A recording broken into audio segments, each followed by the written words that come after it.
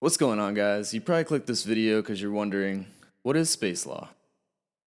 Many people are saying that we are entering a second space age. With the increased participation of the private industry in outer space, there are more space objects being launched into the cosmos than ever before in human history.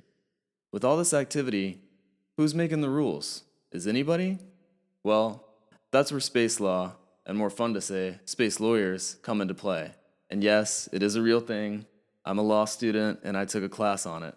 Space law is pretty cool.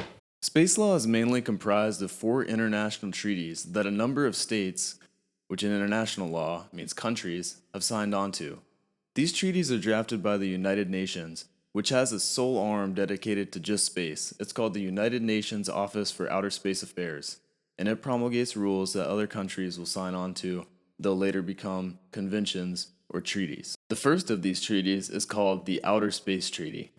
It's currently considered to be one of the most successful international treaties of all time. It has over, or just at, 113 signatures from countries all across the world. The Outer Space Treaty is considered to be international space law's constitution, and the treaty presents to us important principles governing space exploration and operation, some of which include space activities being for the benefit of all nations, and that any country is free to explore orbit and beyond.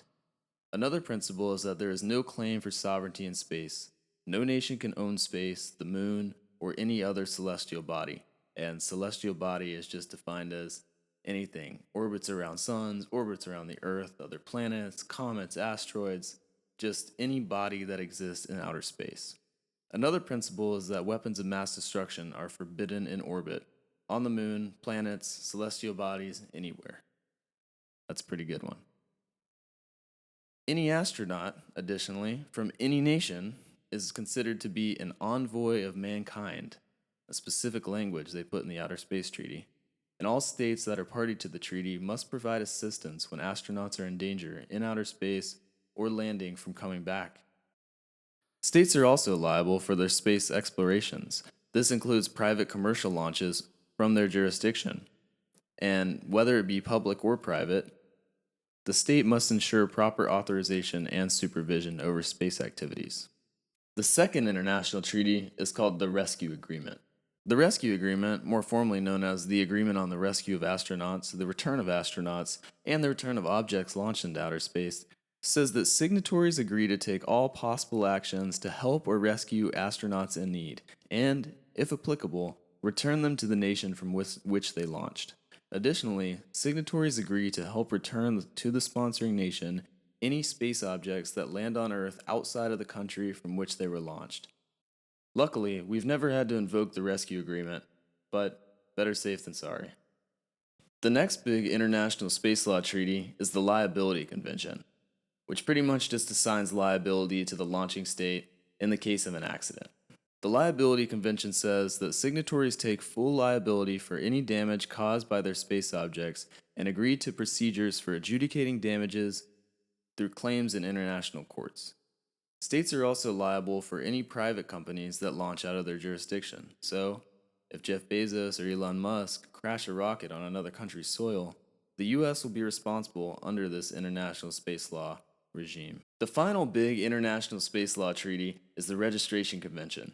Now, this one's pretty cool, because if you go to unusa.org, you can actually see a registry of all the space objects launched within the past few years. The Registration Convention requires state parties to register their space objects with the UN prior to a launch.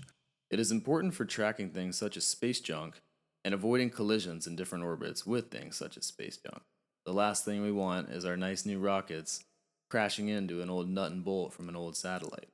The United Nations Office for Outer Space Affairs keeps a running list of space objects registered, as I just mentioned. The current number is over 15,000, rapidly increasing with the launch of satellite constellations such as Elon Musk's Starlink. While we've mentioned all 4 of the major international space law treaties, there is one more called the Moon Agreement.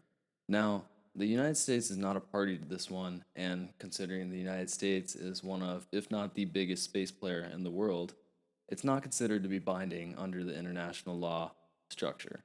However, it is important and lays down principles specific to the moon that we've seen in other treaties, such as the Outer Space Treaty. These principles are peaceful purposes, non appropriation, keeping everything for mankind, along those lines. These treaties have set the framework for international space law and are going to dictate the future for private and public launching states going into outer space and exploring the cosmos for decades to come. Now, they're going to help us answer important questions like what is the citizenship of people born on other planets? Are we allowed to space mine? Is that appropriation? What's it going to look like when people are born in transit to other planets? How are the governments going to be set up on other planets? These are all questions that space law plans to answer, and hopefully I could be there to help answer them along